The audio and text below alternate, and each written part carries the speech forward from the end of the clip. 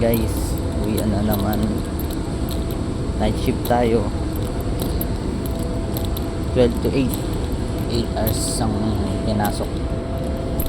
Yun, nakakapagod, puyat, pero para sa pamilya lahat kakayanin kahit mahirap.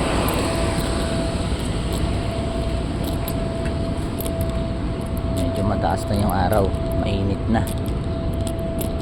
Kailangan na natin bilisan maglakad kasi grabe yung init dito. Pauwi na, papuntang doon. Yun lang.